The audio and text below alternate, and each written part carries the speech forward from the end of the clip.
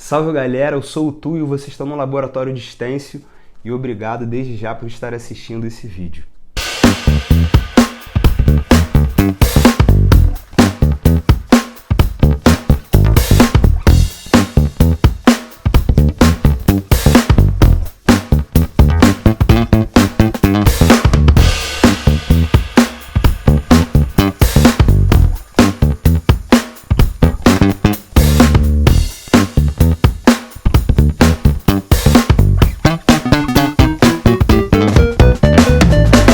Hoje eu vou falar sobre o quadro Alô Vovó, que é um quadro que faz parte das minhas produções artísticas voltadas para as encomendas.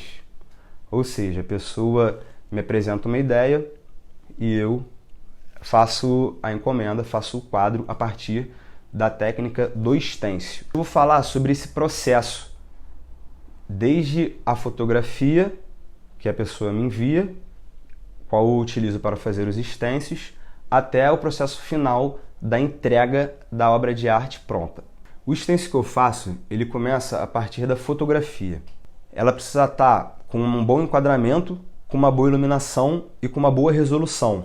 E ainda precisa ser enviada por e-mail ou por nuvem para que ela não seja comprimida. Eu sempre ofereço duas opções. Ou eu vou até a pessoa para fotografar quem ela quer que seja retratada, ou a pessoa me envia essa fotografia. Para esse quadro Alô Vovó, a Thelma me enviou a fotografia que ela queria.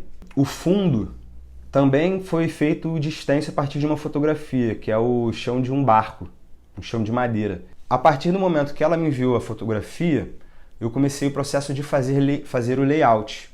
Nesse momento do layout, eu estou dialogando com aquelas cores da fotografia, por isso que a fotografia tem que estar numa qualidade maneira também, numa boa resolução. Faço uma simplificação da fotografia, eu vejo, assim como eu fiz nesse quadro aqui, eu acho que 4 tons de marrom fica bacana para esse fundo de madeira, né?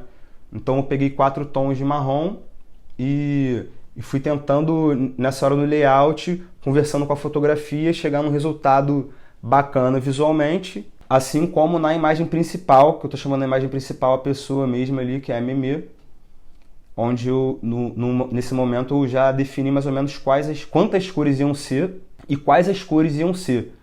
Então eu fiz alguns layouts, eu ia apresentando, a gente ia pensando junto, pode clarear um pouco mais aqui, um pouco mais ali, chega um pouco para a direita, um pouco para a esquerda, não sei o que, tal. Chega num resultado bacana, aí então eu vou para a próxima etapa, que é a etapa de desenhar o stencil no projetor. Nessa hora do layout, eu já estou resolvendo problemas futuros, né? Eu já defini certinho onde está cada cor, eu já fiz aquele mapeamento da imagem que já vai facilitar nesse terceiro momento, que é o momento da passagem do stencil para o papel. Ou seja, eu pego essas folhas de papel craft, 200 gramas, né? Aí nesse momento do layout, eu já defini quantas camadas são, né? Ou seja, deixa eu contar até aqui rapidinho. 1, 2, 3, 4, 5, 6, 7, 8, 9, 10, 11, 12. Basicamente, em cada papel tem uma cor. Porém, alguns papéis, como são cores menores, assim, por exemplo, esse brinquedinho está na mão da Meme, que ela está falando, que é só um azul, são 3 tons de azul, assim, mas pequenininhos, eu boto num mesmo papel desse. Então tem uns papéis que tem 2 ou 3 cores também. Então são 12 camadas, um stencil de 12 camadas com 17 cores. Então, nesse momento do layout, eu já defini que vão ser 17 cores. Nesse momento da passagem do stencil para o papel, eu já vou saber certinho quantos papéis eu vou precisar. Eu boto o papel na parede, projeto a imagem de uma camada, que eu já deixei editado, desenho. Aí tiro o papel, boto o outro. Eu faço isso papel por papel.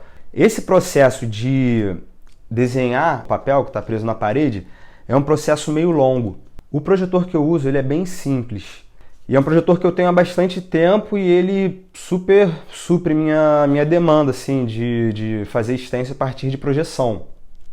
Porém, ele tem algumas coisas que realmente complicam um pouco do trabalho. Uma coisa muito simples é um controle remoto, onde você pode ligar e desligar o projetor. Então até se você for comprar um projetor, se liga nisso. Porque a partir do momento que eu ligo o projetor e projeto a imagem na parede, aquele projetor ele não pode mais mexer. Então se eu quiser interromper alguma hora o processo e desligar a lâmpada dele e eu encostar ali, ele vai mexer. Então é um negócio que realmente não pode mexer, então eu não posso desligar. A partir do momento que eu ligo o projetor, eu tenho que ficar mó tempão passando esse stencil. É lógico que na prática a gente nem sempre faz isso, né? Porque às vezes a gente acha que vai ser uma coisa rapidinha e demora tipo 2 dias, às vezes até 3 nesse processo de desenhar o stencil. Mas enfim, eu uso esse projetor, é relativamente de boa, mas como é um processo manual também, de você ficar ali num quarto escuro, só com aquela luz ali perto da parede, não sei o que, é importante mais ou menos de 40 em 40 minutos você dar uma pausa. Assim como na parte do recorte, que é o que eu vou falar agora.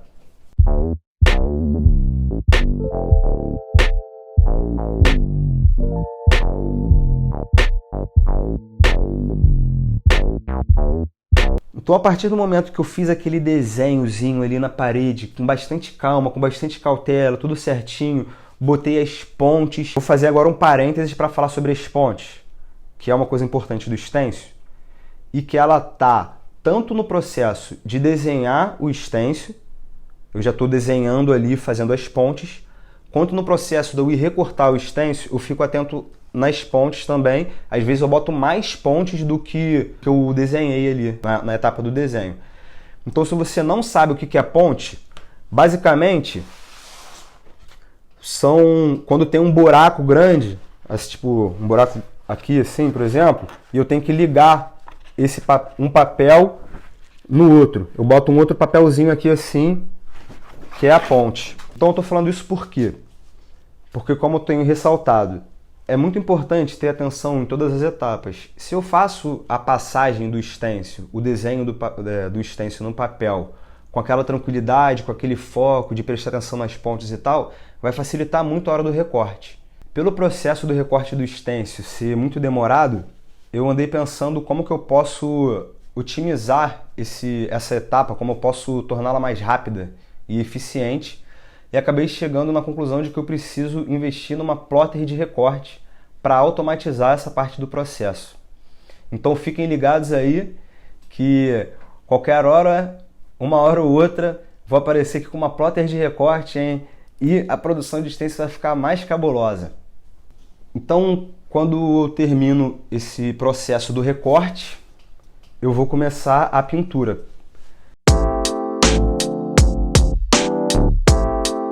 Para começar a pintura, eu tenho que estar com todos os materiais, de certa forma, organizados. O primeiro, o suporte. Nesse caso, foi uma tela que eu fiz com um amigo de Cabo Frio, o Foguinho. Ele faz o processo manual, enfim, é uma tela de qualidade. A segunda coisa são as tintas, né? Nesse momento das tintas, eu preciso também estar com a paleta de cores definida. Tem o primeiro momento da definição da paleta de cores ali no layout. E também tem essa leitura de como que eu vou conseguir achar no mercado, nas lojas, né, baseado nas marcas e modelos de tinta que tem, como é que eu vou conseguir as cores que estão no layout. Como eu estou em Saquarema, eu geralmente compro as tintas ou em Cabo Frio, ou Búzios, ou no Rio de Janeiro. Eu acho importante, nesse momento, o uso de tintas de qualidade, porque é o stencil, olha o tamanho dos buraquinhos assim, né? Então é muito fácil de você pintar e vazar aqui por dentro. Então tem algumas marcas de tinta que são mais aguadas, que não são tão boas, algumas marcas de tinta que são mais pigmentadas. E eu tenho que ressaltar até uma coisa para a galera saber, que a gente tem que sempre pensar na questão do orçamento, nós artistas, né? Quando a gente faz o nosso orçamento, a gente tem que saber certinho a quantidade de material que a gente usa, para a gente saber quanto que a gente vai estar realmente ganhando e tal. E os clientes também têm que saber, para saber que realmente é uma coisa cara, né? Para ter ideia, uma lata de tinta ela vai variar de R$15, se você achar uma tinta com uma qualidade não tão maneira e um preço bom, até uma tinta maneira que seja tipo R$50. E então é um momento, quando o stencil está recortado, onde você faz a escolha das tintas e compra elas para então começar a pintar. Tem algumas formas de você conseguir ver quais são as tintas que tem no mercado. Geralmente você vai na loja de tinta, pede a paleta de cores, eles têm impresso ali as cores certinhas. Mas mesmo assim, quando você pega um spray e pinta, ele não fica exatamente com a mesma cor que tem na paleta de cores. Então uma coisa que eu sempre faço é fazer realmente uma paletinha de cor das pinturas. Basicamente da 94 e da Arte Urbana. No final das contas, a 94 ela tem uma paleta muito melhor e é uma tinta que ela rende muito mais, assim. Eu até é a tinta que eu prezo por tentar usar, não é sempre que eu consigo, mas ela facilita muito a pintura do stencil, porque você só precisa dar uma borrifada e ela já pega tinta bacana e tal. Ela tem uma durabilidade muito maior do que as outras. Então beleza, quando eu já estou com todos os materiais em mãos, eu posso começar a pintura. Aí quando eu começo a pintar, e eu falo desde já para vocês, é muito importante o uso desses equipamentos de proteção individual, tanto a máscara quanto as luvas, porque a tinta é muito tóxica. Então, pô, assim, é realmente muito importante. Às vezes dá preguiça, mas usem os equipamentos, os EPIs. Quando eu começo a pintura, eu geralmente começo pelo fundo. O fundo desse quadro, ele foi feito com uma fotografia, como eu disse, do chão do barco. Então eu já tenho já tinha um stencil para pintar esse fundo. Mas nem sempre eu faço as encomendas usando uma fotografia para fazer um stencil para o fundo também. Na verdade, eu nunca tinha feito isso. Essa foi a primeira vez. E eu achei bem bacana, apesar de eu gostar muito também de ter uma liberdade artística no fundo. Que eu gosto de jogar tinta, de fazer uma coisa um pouco mais abstrata, usando cores que realcem mais a imagem em destaque ali, né? Porque geralmente é uma encomenda que quer falar sobre alguma pessoa. Mas enfim, nesse daqui eu comecei a pintura pelo fundo e já naquele primeiro momento, e mais uma vez eu digo a importância de prestar atenção em cada etapa, lá naquele primeiro momento da fotografia, naquele primeiro momento do layout, eu já tinha decidido como que eu ia pintar o meu stencil nesse momento da pintura. Ou seja, já sabia qual seria a primeira cor que eu teria que usar, que seria o marrom mais escuro de todos. Depois, qual seria a segunda camada, né? Que aí você vai fazendo a ordem das camadas. Então, primeiro eu pintei tudo de marronzão, depois eu fui com esse marrom um pouco mais claro, fui clareando o marrom, até chegar no marrom mais clarinho, né? Aí são essas aqui as camadas de stencil que eu usei para o fundo, né? Como é que fica até bonito isso aqui. E depois eu entrei para pintar as camadas do corpo mesmo da Memê. Nessa hora da pintura, que na verdade assim, nessa hora da pintura é uma das coisas mais importantes de todas, assim, você não, meio que não pode errar mesmo, não tem muita conversa. Então você precisa pintar com bastante calma. Como o meu trabalho com pintura, com stencil, ele envolve muitas camadas, e o stencil ele é uma aplicação de tinta em cima da tinta, em cima da tinta, em cima da tinta, né? Por isso que são as camadas de tinta. À medida que você vai pintando, o quadro vai ficando cada vez mais pegajoso, assim, né? Porque a tinta, ela realmente tem uma coisa de grudar, ela tem uma coisa meio de cola. Então é muito importante você esperar bem a tinta secar. Então pinta uma camada, espera ela secar, volta, pinta a outra com calma, espera secar. Se você vê que está muito cansado, tem que esperar, pinta no dia seguinte.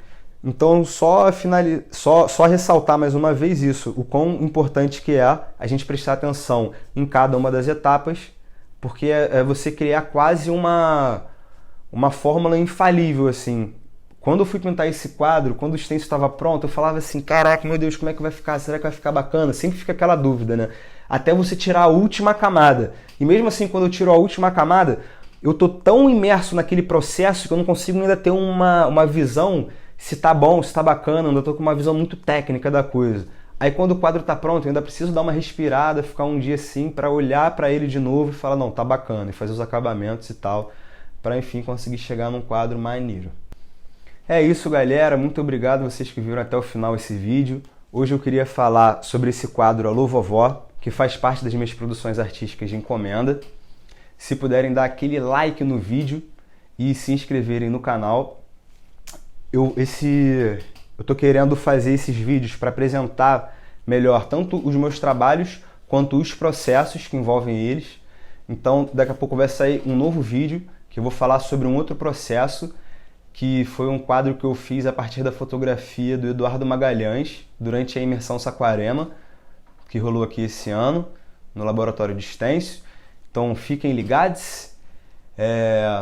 Se vocês podem conferir melhor o meu trabalho no Instagram, Tuio com TH, e no site tuio.arte.br, e o arte sem E, só ART.